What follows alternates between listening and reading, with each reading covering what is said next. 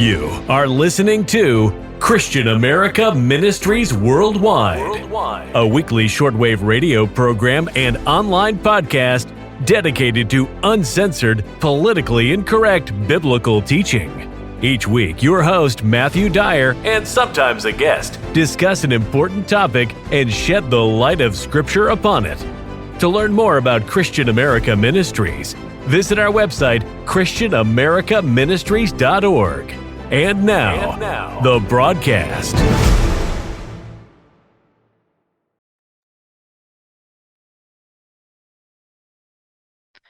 Greetings in the blessed holy name of our Lord Jesus Christ. Thank you for listening to Christian America Ministries Worldwide. I'm your host, Matthew Dyer, and we are broadcasting around the world on shortwave radio this evening and over the internet at our YouTube channel, Christian America Ministries, over on YouTube, and we're also on Spotify. If you're listening to us on shortwave radio this evening, we would love to get a reception report from you. That helps out a great deal when you do that. You can go over to our website, christianamericaministries.org, and click the little radio icon in the right hand of the corner of the screen on the home page, and let us know how and where you're listening in the world. And I tell my audience out there, if you do that, we'll send you a free copy of one of our books that this ministry offers, just as a thank you for taking the time to let us know who's listening. And if you are listening to us on shortwave radio and want to know what our broadcast schedule is, you can do that by going to our website, christianamericaministries.org. I don't like to give our broadcast schedule very often on the air because if it changes, if we re-air this program, which we often do, I don't want people to get confused by that. So go to our website. Our current broadcast schedule is there, and I would encourage you to do that. In this broadcast, we're going to be talking about the Israel message, the Anglo-Israel message, which if you've listened to this program and you follow this ministry, you should know what that is. It's simply the belief that the Anglo-Saxon, Germanic, Scandinavian, and Celtic and kindred people of the earth are true covenant Israel. They're the true flesh and blood descendants of the Israelites of the Bible. And they migrated up through Europe, and they became a multitude of nations and a multitude of people, as was promised in so many other promises that was given to them by God. And they became that people. And it's a truth that I've held my entire life. It's very close to my heart. I want to share it with anyone that can hear it and listen to it, because it is an eye-opener when it comes to Holy Scripture. And I like to have brothers and sisters in Christ on the program to talk about it as well. So that's what we're going to be doing today. I've invited Perry Thorp from Australia. He is the state director of the BIWF in Australia, the British Israel World Federation. And I invited him to come on and tell us about the BIWF in Australia, talk about the Israel message and things like that, just like we did with Brother Bushoff down in South Africa. We had him on, I think, last fall, and he's the director down there in South Africa. So, Perry, thank you for taking the time to come on the program and just come on and talk to us about what you're doing down there. Yeah, thank you for having me. I appreciate the opportunity. It's our pleasure. I'm glad you were able to come on. And why don't you just kind of introduce yourself to the audience, tell them who you are, what you're doing down there with the BIWF, and some of the things that you have going on this year. Yeah, so my name is Perry Thorp. I'm the state director here for the state of Victoria. And basically, the reach is not just the small state of Victoria here in Australia, but basically all of Australia, where there's two branches of the BIWF here. There's, of course, Victoria, myself, and there is Queensland, and fellow name of Michael up there. And so we're in contact with each other, and he's starting to dial back for movement up there. And so we're starting to hold national conferences. We host a weekly Bible study group. We also have a book club that meets once a month, and they get to choose a book. There's about 10 people involved with that. Could be about 15 to 20 people on a regular basis in the weekly Bible study group. We also hold local events here in the state of Victoria. So Australia's a much smaller population than, say, America. We meet up with people in the city of Melbourne, mm-hmm. and as well as different smaller regions. And we are hoping to meet in other states as well of Australia and host other events soon.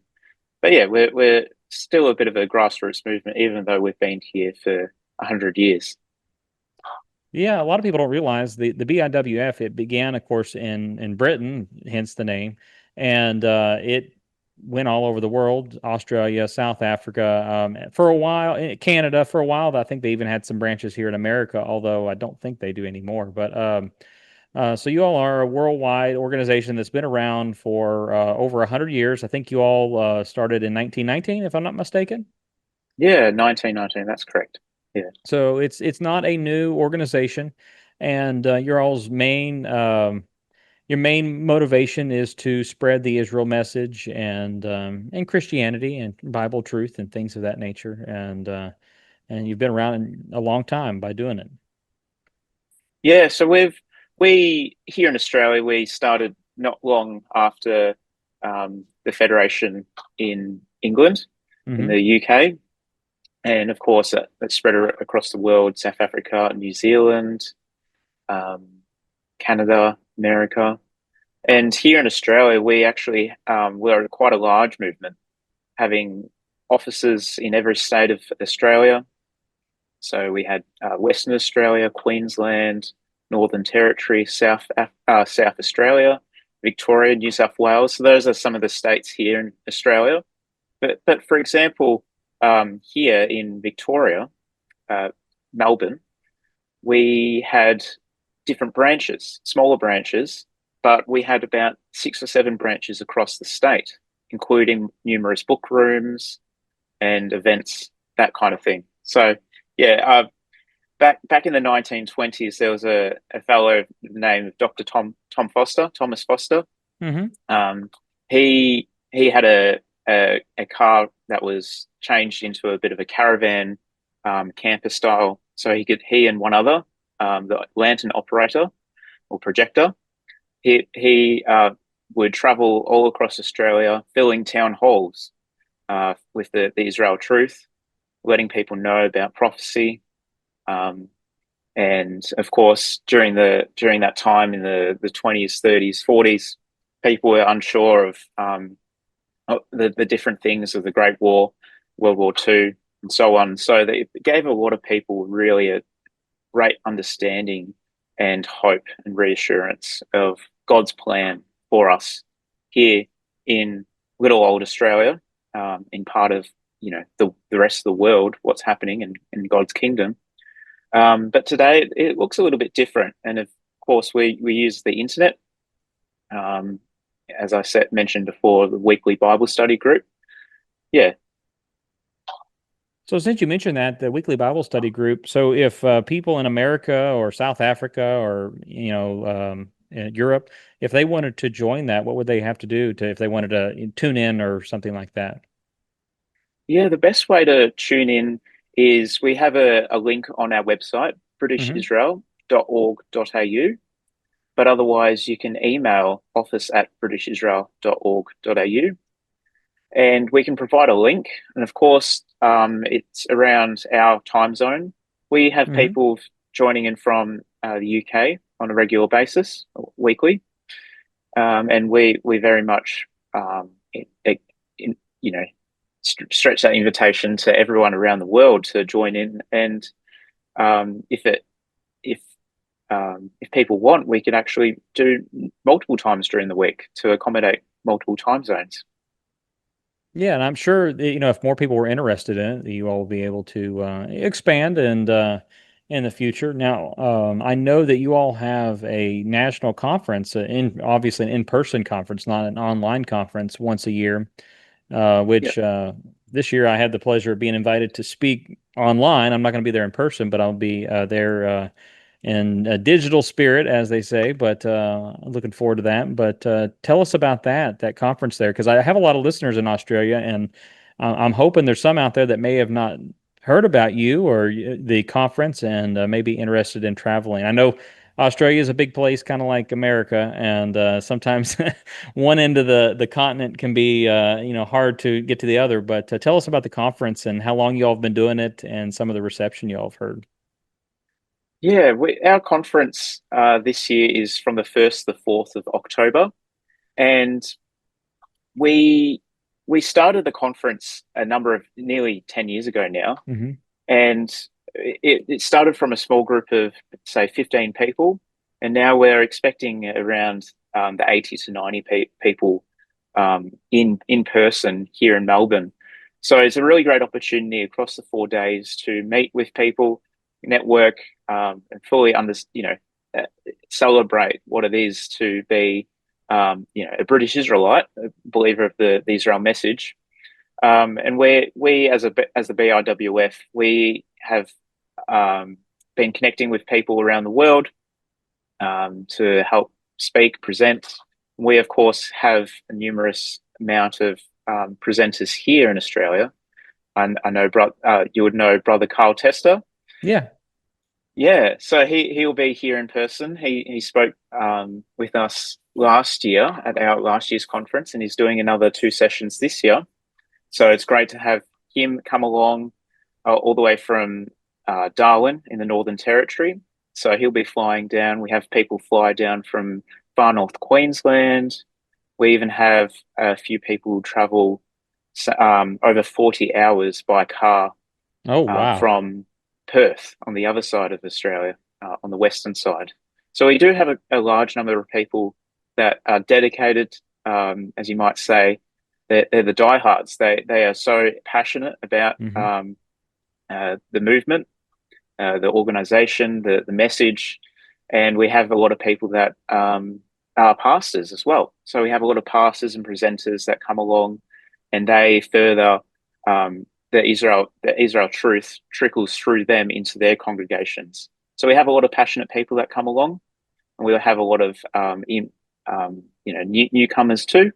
So we really appreciate the attendance from anyone that's exploring the Israel message, what it is, whatever this BI thing is. They might be a bit unsure, but definitely come. We invite everyone to come around, and if especially for newcomers, we want to make it accessible. So we are broadcasting the 4 days onto our YouTube channel. Mm-hmm. And for anyone coming in person, and the tickets may be a bit out of their price range, we can accommodate and provide discounts as well. Yeah, for those that don't know, your all's YouTube channel is the British Israel World Federation Australia, if those want to look it up. And you actually have the messages from last year on there as well. And I think you all have them divided up into individual messages, but you also have, I guess, the whole live stream from that as well on there. Yes, so we'll be following the same format as last year for this Yeah. year. We will be live streaming the entire 4 days.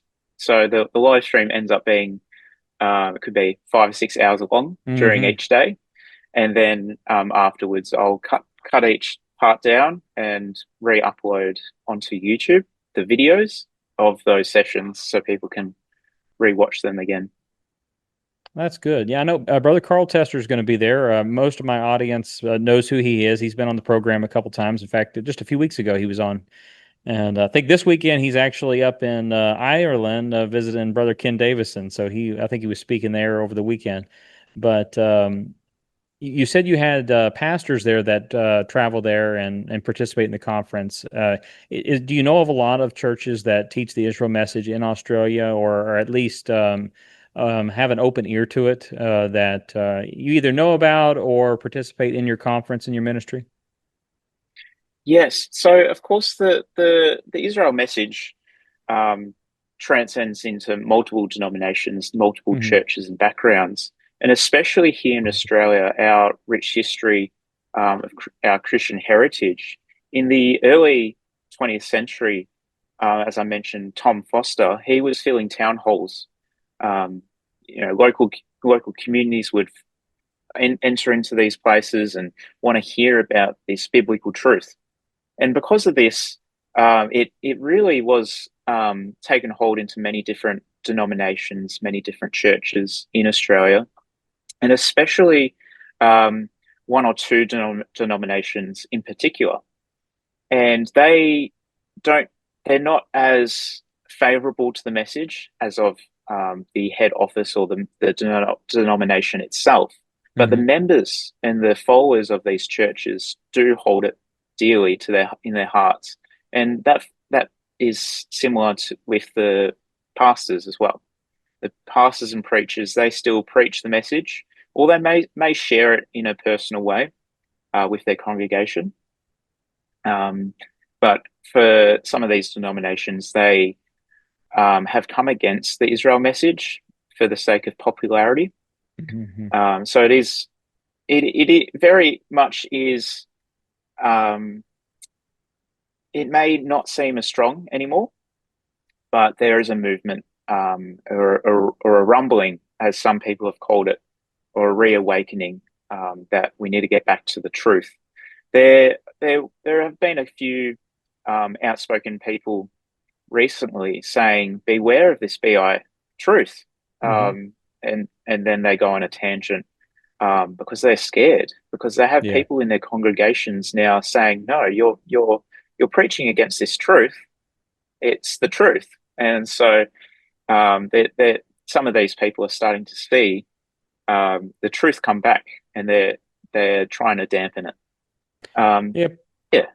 Political correctness and Judeo-Christianity, which there is no such thing, but that's what people call it. Zionism.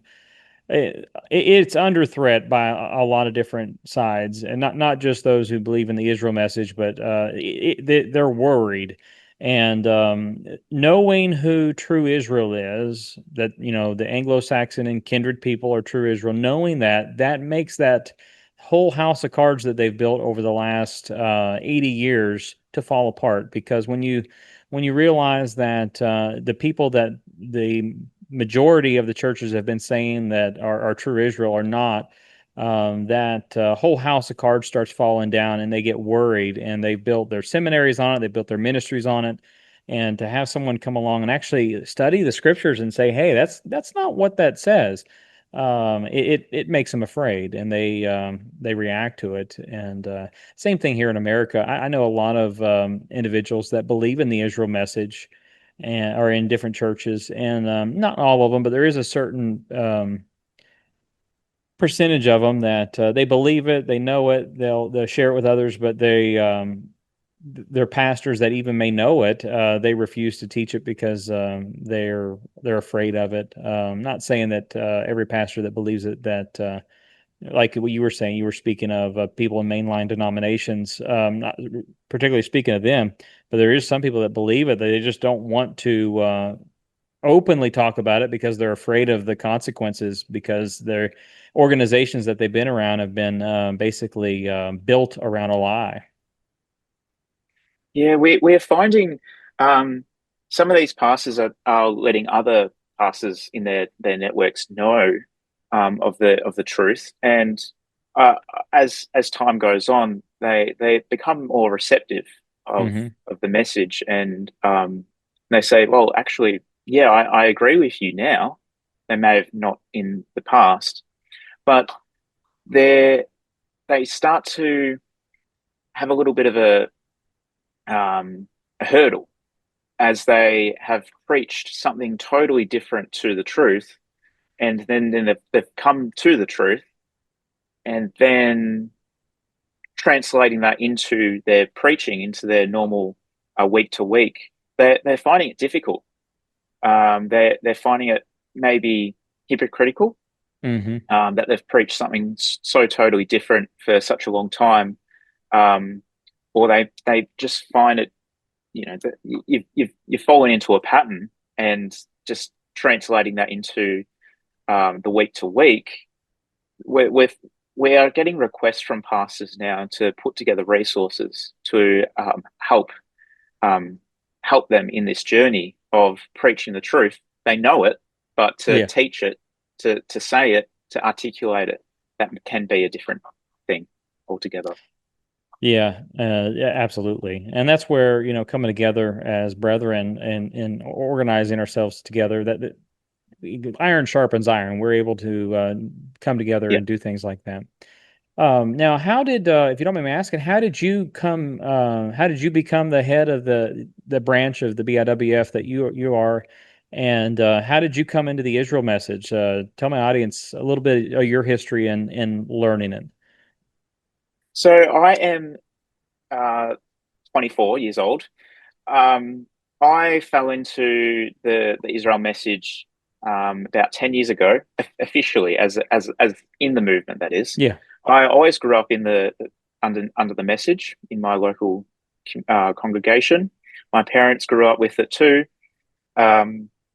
And what happened was my pastor, he invited me at the age of 15 or 16 to attend a BI event. And I was very interested. I really wanted to participate and see what this was all about. And of course, I've heard it all before. And so I went along to this event. We traveled 8 hours to another large regional centre, nearly bordering multiple states of Australia. And so we had about 15 people come along. This was our inaugural conference as well. We had people from different states of Australia come down to this thing, this small event, and I was just there in the background, taking it all in, thinking to myself, "Yeah, wow, there's other people that believe this too. It's not just our small community."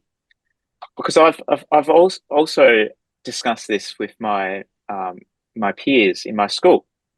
So as a 15, 16-year-old, I was discussing this with people my age about, who we are as descendants of Israel, the promises, and other just general geopolitical uh, events as they come by. And I was getting a little bit political at the time, and understanding, well, this is who we are. This is the destiny, the purpose, the plan that God has. It's not all coincidence. And so many people rejected what I was saying, and so I became a bit more up, you know, argumentative maybe, or I debated it quite a bit with my peers, and this even translated into I attended a Christian school, by the way. This happened in my biblical studies class, where we could discuss things of the Bible, and we had the opportunity to discuss the Book of Revelation, and I thought this is going to be interesting, because the teacher at the time just fluffed about, like he just danced around the subject, not really teaching any truth to it. A lot of futurism involved, and so I was really coming down hard on this teacher's points of view on the Book of Revelation and other parts of prophecy in the Bible. And for a matter of years, we had a large number of teachers come by because they found it difficult to object to what I was saying. Maybe they were objecting, but they just couldn't comprehend what I was saying at the time, and to the point that we had my local pastor actually attend the school and discuss this with the teachers, because they started to remark me as some of the comments I made maybe were unsavory, but they weren't. They just did not understand the point of view that I was coming from. And coming to this conference where we could discuss this with other people from around Australia, from many different backgrounds, different churches, it was really reassuring. And what happened from then was, it was only a 2 to 3 day event. Then we traveled back down another 8 hours back home, and a whole year later passed, and we did the same thing again. But at this time, I was given a large number of email contacts from my pastor to rally more people to attend this event.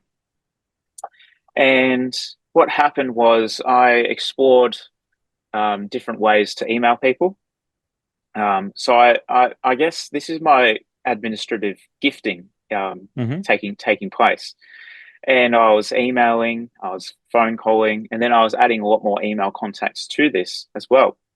And people were objecting, saying, "How did you receive my email address? I don't believe in this," or "Oh yes, I would definitely love to attend this. Can't believe this is happening, or this is still happening from many years of no BI events, no Israel message events happening for many years." Um, so very much I fell into the position of helping run this conference.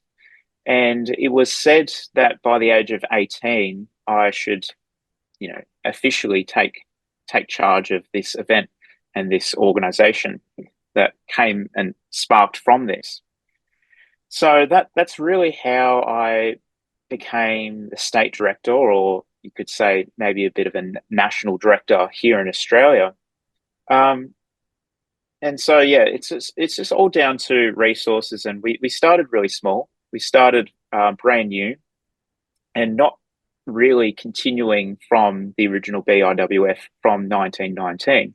Yeah. So I all through this time I was connecting with the UK head office and asking them, for supports, for some help, resources, and yeah, it was a really great opportunity. I became a life member of the BIWF in the UK, and I was even asked to attend their conference or their convention at one of the times. So I went through the process of getting a passport, and ultimately I had too many pressures of school, studies, things like that at the time.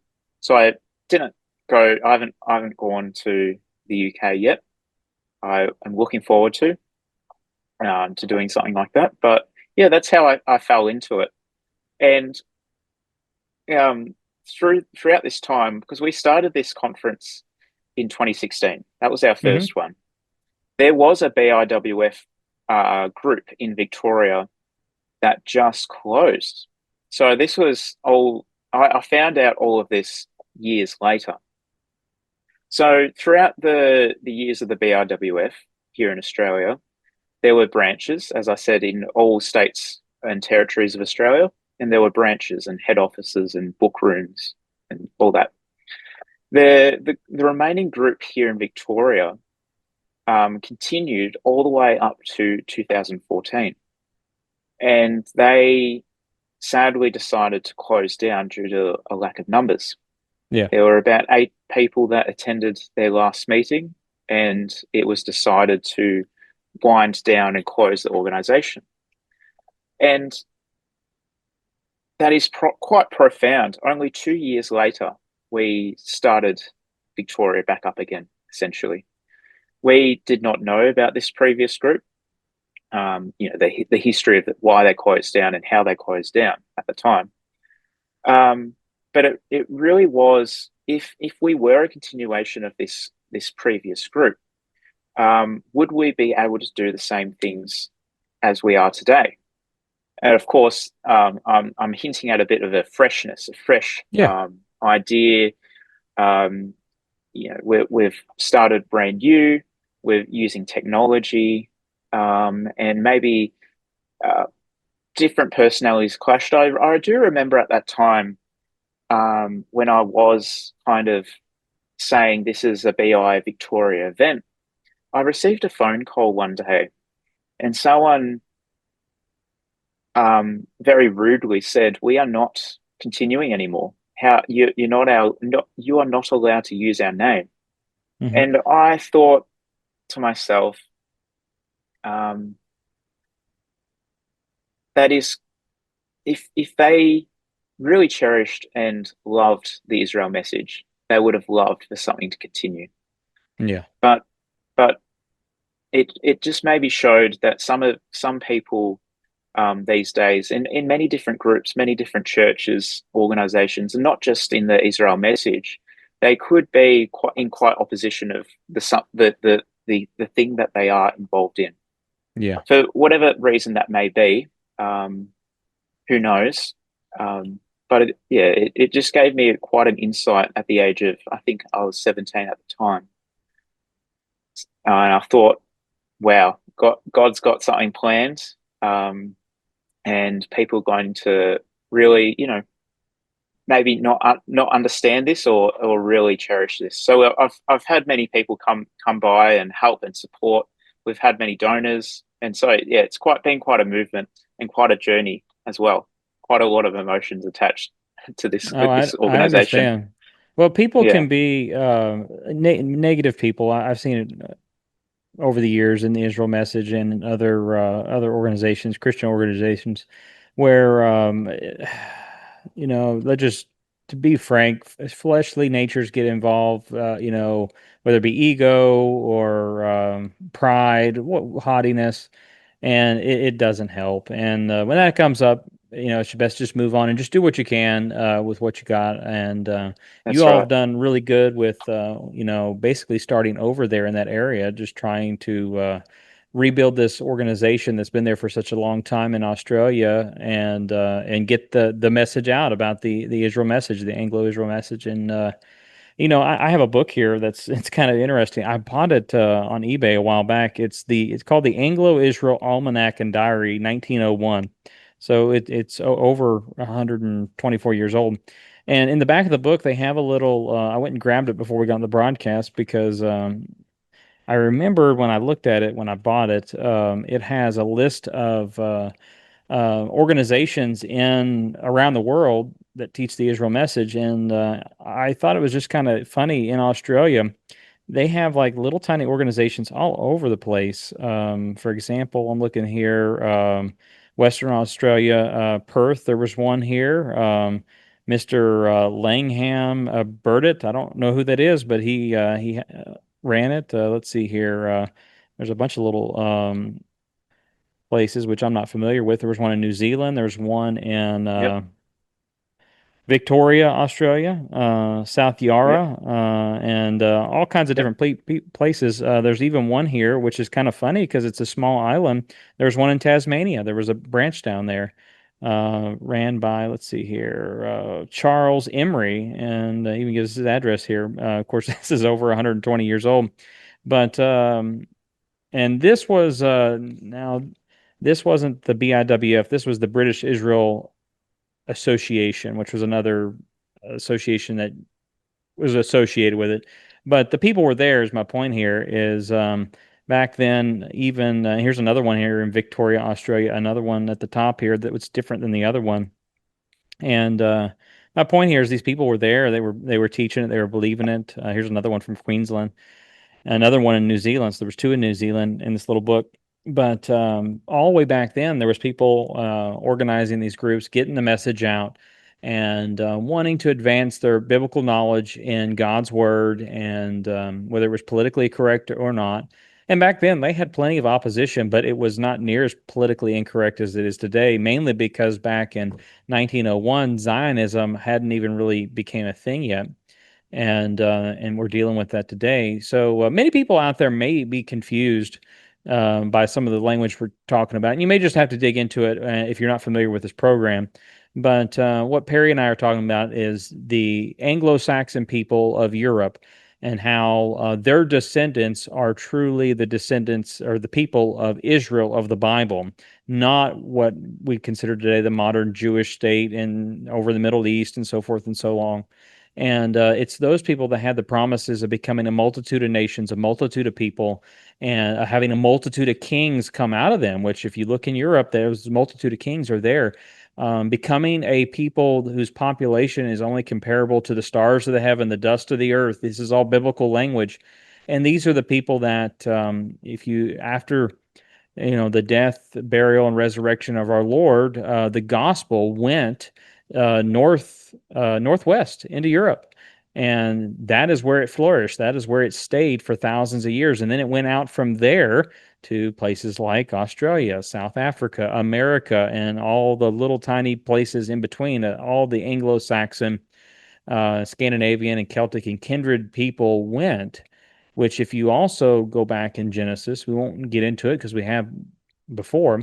Israel was promised to go north, south, east, and west. They were promised not to stay in one little tiny land, but to migrate all over the world. and they've done that. And it's just amazing history. It opens your eyes up to biblical understanding that you just can't see if you're holding on to a falsehood.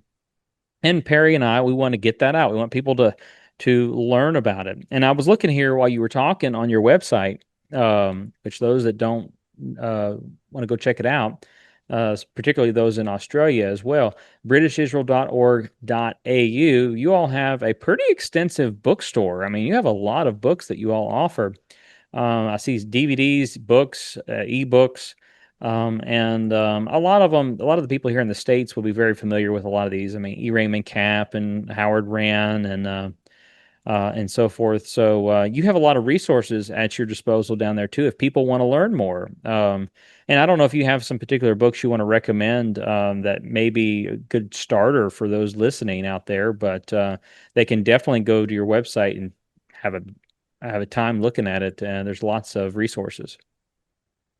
Yeah, so for over the years, I've been gathering many resources from throughout Australia on the topic of the Israel message. And as you can see on the website, there's, of course, our store, compiling from a range of publishers, many authors sharing the Israel truth. But as well, we also on the website, britishisrael.org.au, we have a page listed titled Publications. Mm-hmm. So this is part of showing that history of the movement here in Australia. I've been scanning tens of thousands of pages of different publications that have been published here, including one called the Monthly Notes here in Victoria. So Mm-hmm. that stretches from the 1930s to all the way to 2013. And of course, it could have been 30 pages long for each month, or it eventually went down to about 6 pages a month. There's another publication that's still present today called the Quill and Quiver. And so that is based in country Australia, in a secluded area in Queensland. There's a large number of different publications, and I can bring your attention to one called Look Up, and as well as the Covenant Vision. There's a man named Frank Dowsett. He wrote many books. I've got many recordings of his. He was a small town pastor here in Australia, but he had such a vision for what it means to be an Israelite in modern day Australia. So he wrote about laws, the legal system, many different moral duties of what it means to be a Christian today, many different topics. And he wrote many different magazines and newsletters, and he even contributed to publications in Canada as well. So I've got on that store that you just mentioned, Matthew, is he's written about 15 to 20 different books, and not all of them are on the website yet. Yeah. I'm still going through retyping many, redesigning covers. And so many of the books on the store have been redesigned. So adding new life to many of these different books that we've got rights to, that's included creating new graphics. I've got a bit of a graphic design background. Yeah, just adding a fresh life to many different books. Yeah, I didn't realize Frank Dowsett. I have a few of his books in my library, and I actually have some of these Covenant Vision publications that originals that somebody died, and they gave me. Oftentimes, people when they get old or they die, I end up with a lot of their libraries or publications that they've collected, and I have some of these from Australia. I've got them in a filing cabinet. Try to take care of everything and keep it where it can survive. But I didn't realize you had all these on your website. That is really neat. So if you all want to go back and read some of these old articles. So I'm looking at one here. I mean, it's got articles from Kingdom Digest, which is actually a magazine that it was in Texas by John Lovell and a bunch of other people that they've compiled. And that's really neat. I'm glad you all have that resource there. Yeah, we're similarly. Sid's been hosting these events here in Australia, and the conference bringing people down. I've connected with many people here. Um, People have passed away or they've gotten older, and they've had these cherished books in their collection, and they've they they know it's valuable Yeah. for someone to relearn or come to this, and so they've passed it on to me. I've had to travel many hours. I traveled Hmm. 28 hours north of me here, just to collect a large shipment of books from someone. That was three people, three deceased estates actually, and then bringing them down. And so part of having an online store is we also have the publications page where items are scanned, but we also have a book room, a library. People can borrow items. And you mentioned the Anglo-Israel Almanac. I've Yeah. got a 1905 issue of that almanac. Oh, neat. Yeah, yeah. So we've gathered many different resources, and we want to make them more available, readily available for people on the internet throughout the world, not just here in Australia, but either that's scanning those books for people to download or just view them on the website, but as well retyping books. So instead of scanning a book, it's actually easier for me in republishing or reprinting. I just retype it. So we've got a large number of different authors here in Australia that I've retyped their books and come up with a new cover for it and added fresh Hmm. new life. For myself, I've never been much of an article writer or much of a preacher or teacher. I've had I've of course done those things, but I find it there's so many resources out there. I could spend a lot of time making those resources available again. No need to reinvent the wheel. And Yeah. if there's those that are wanting to write new articles, I'm happy to take those and help share those too. Yeah. Absolutely. There's a value in that. I know several people that do that. There's not enough people that do it. They just take old material that needs to be remembered because it gets forgotten, it gets thrown down. I mean, and what you're talking about is something I would like to do one of these days. I just don't have the time to do it right now, and it's something I've collected a lot of old Anglo-Israel resources. And in fact, I actively collect it because if I find a old book on eBay or something, and a lot of times it's very cheap, but they're valuable to me. I'll order it and archive it or whatever. And a lot of the books I'll say a lot of the same things, but not always. Sometimes you'll find a good gem, something you never even realized. In fact, I found a gem in a book that I actually this has happened a couple times. I bought a book, Israel's Wanderings by I think the his pen name was Oxian from England. And I bought this book for pennies. I mean, it was a couple dollars on eBay, really good condition, over 100 years old. And I got it. And when it came into me, I did not know this until it arrived. It belonged to, oh, now I can't remember his name. It belonged to, hold on, let me pull my book out here because I wrote about him.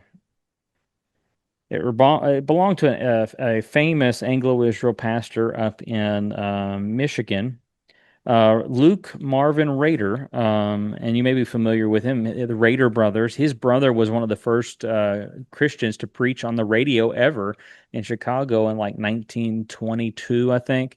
But Luke Rader had a church, and he wrote a book on the Israel message. And this book that I bought for a couple dollars, it had his library stamp on it with his name, where he wrote his name in. And then next to it, it had his grandson's library stamp. So obviously, when the guy died, it went to his grandson. I think his name was Andrew Rader.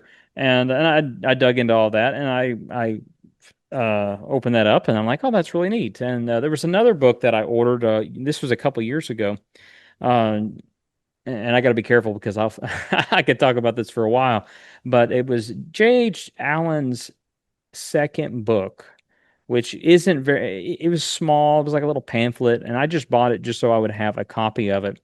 And when I got it, it belonged to,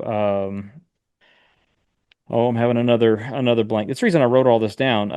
Because I wrote a book on this subject, on Anglo-Israel, not just preachers, but pastors and authors, and kind of like a little history book. But I got this book by J.H. Allen, and it belonged to the library of the Deadborn newspaper, which was owned by Henry Ford. And let's see here. And I'm drawing a blank here on the radio. His newspaper editor, which I cannot remember, William Cameron, who wrote Covenant People. You may be familiar with the book. It's a little blue book with, I think, the Mayflower on the front. And the book belonged to the Deadborn Independent newspaper, which is notorious. If you don't know what I'm talking about, look it up. And it belonged to him, and it had a little note in it that it was donated to the newspaper library by Howard Rand. So it belonged to Howard Rand at the same time, which was really neat. And I didn't know that when I bought it, and the guy that sold it to me on eBay or whatever, he didn't know it. He had no idea, but it was a little piece of history that I found through these old books that I enjoy collecting, and it's just fun. And I've had that happen a couple times, and I've also had people, like you said, older people, they pass away. I've had more than one person say, "Hey, I want to go ahead and I want you to take care of my books because I know if I die, my children are going to throw them away, or I don't want them ending up in the dump." Which for me, that's very humbling. I mean, I'm humbled that someone would give me all their books because I value books more than I guess most people my age and your age do nowadays. And it's very humbling when someone does that to me. And I've had it happen a couple times, and I'm able to hold on to them, put some life into them. But eventually, at some point in time, I want to copy and scan a lot of these books, and I have some of them as I need them. If there's one I need, I'll go copy it. But having an online archive where you could just go through this would be really good. Similar to the book that I wrote, Anglo-Israel Messengers. It's a book about it, but eventually I would like to have an online archive, which I actually even on a website called Anglo-Israel-Archive.org that I have, but I haven't really done anything with it. It's one of those things on my to-do list that I started when I put the book together, which I need to get with you, Perry, because I'm working on the second edition of Anglo-Israel Messengers, and there's a big void of Australian people that I need to fill. There's a few people in the book, but not as many as there should be that I just didn't know about them when I was putting the book together.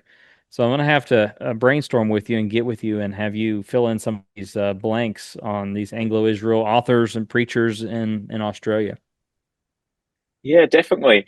I we did actually correspond a little bit about that. I received your book Anglo-Israel Messengers, and it's a great book, including some unknown or not so known history of many predominant people throughout North America and throughout the world. And in part of that, I relate to you quite a lot in receiving a lot of books.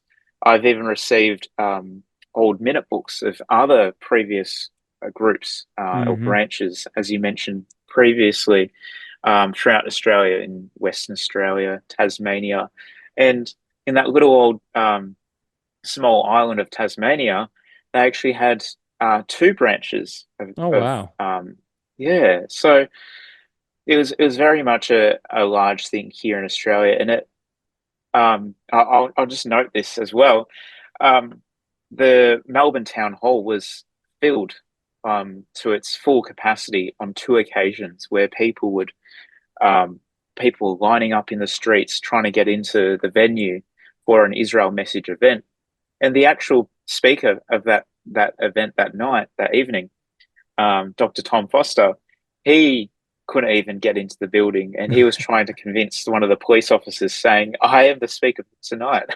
I am the presenter. Please let me in." Yeah, there's a bit of a history here in Australia. Yeah. Most certainly. Yeah, no, I wrote that book, and I've already got the second edition started. I've already added, and because when I put the book together, there's a lot of people that I had wrote down that I know exist. I know what books they wrote, but I couldn't find anything else on them, so I didn't really include them into the book because the book, for those that have read the book, it has the name of a person, usually what year they were born, and that's kind of how it's organized throughout the book. Because there's only deceased people in the book. So if you're an Anglo-Israel preacher, you'll get in the book after you pass away. That way, nobody be mad because I forgot somebody. But in the book, there was just so many people that I know. I have their books on the bookshelf, but I know nothing about them. And I sifted through newspaper archive.com and for a couple of years. It took me about 3.5 years to compile the first edition.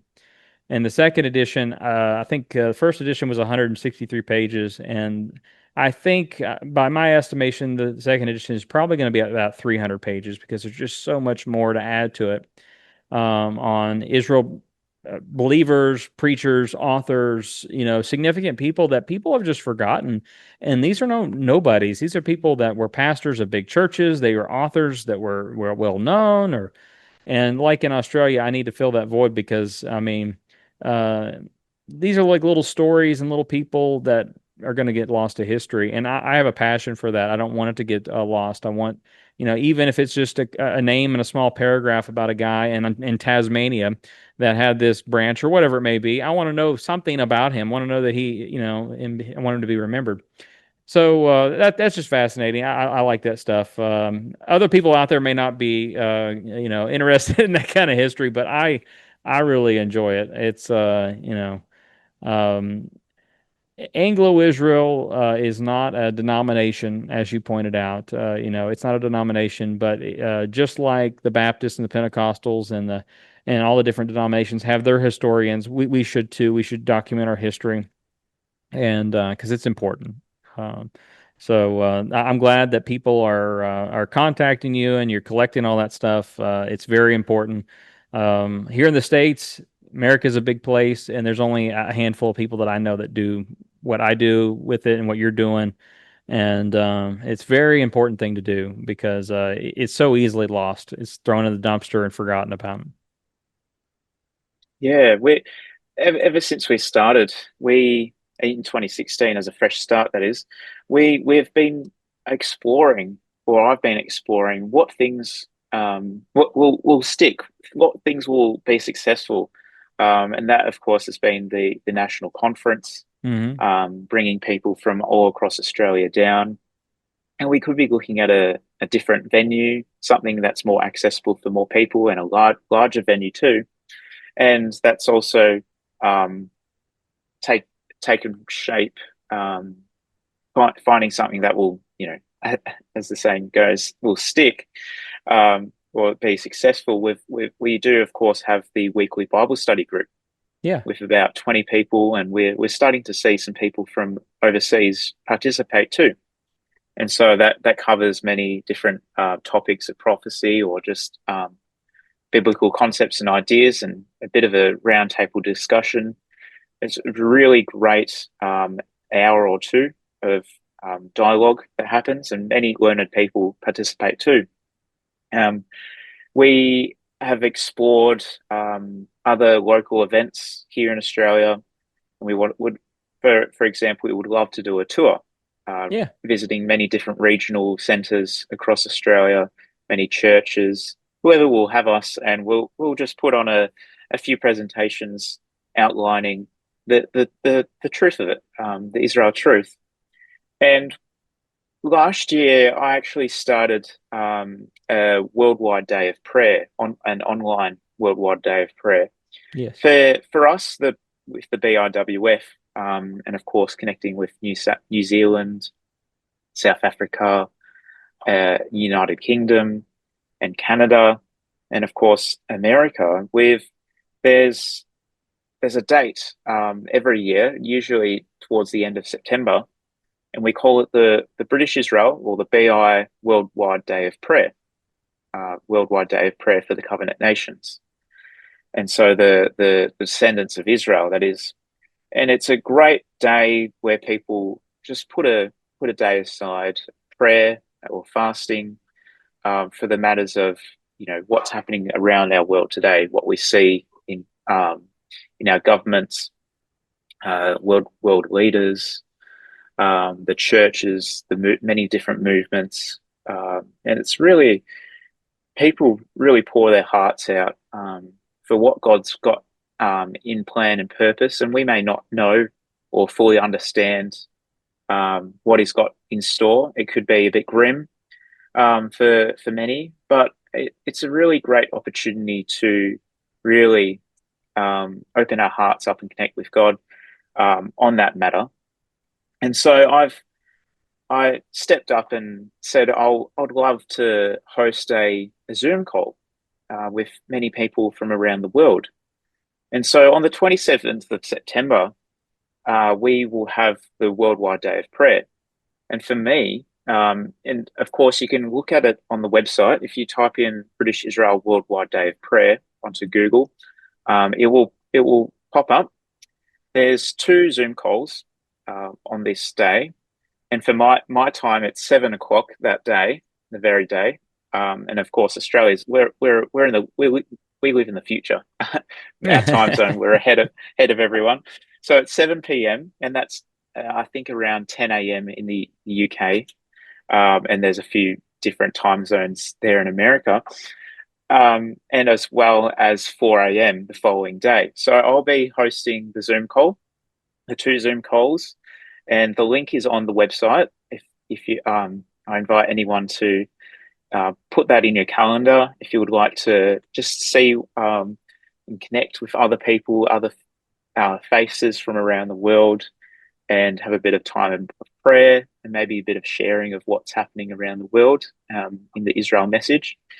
That's just one of the many little things that we are here in Australia exploring to connect with others, that it's not just a little journey by ourselves, but it's a journey with many others that we live with. We live together in this great wide world. God's got a plan for us all. Absolutely. Well, I'm glad you mentioned that, because I was going to remind you about it. Yeah, Worldwide Day of Prayer, September 27th. Go to britishisrael.org.au, and you can go to /day of prayer, or it's right there on the site, and you can click on that for more information. Also, check out his Zoom Bible study that they're putting on. If you're interested in that, that's all on the website as well. And thank you, Perry, for coming on and talking with my audience, talking with me, and it's all exciting stuff, and I really appreciate you taking the time to do that. And if you want to hold on the line for just a second, and just want to thank my audience for listening this evening. You've been listening to me, Matthew Dyer, and Perry Thorp from Australia, talking about the Anglo-Israel message. If you want to learn more about that, go to Perry's website. You can email me or go to my website, christianamericaministries.org. And if you want to learn more about this program, you can go to the same website and look at our broadcast schedule and come back next week for another broadcast. Thank you for listening, and thank you, Perry, for taking the time. Thank you. You have been listening to Christian America Ministries Worldwide. If you have been blessed by this outreach ministry, please come back next week for another broadcast. And be sure to subscribe to Christian America Ministries on YouTube and Spotify. If you would like to support this ministry and help keep this program on the air, you can donate to Christian America Ministries at our website, christianamericaministries.org. Thank you for listening.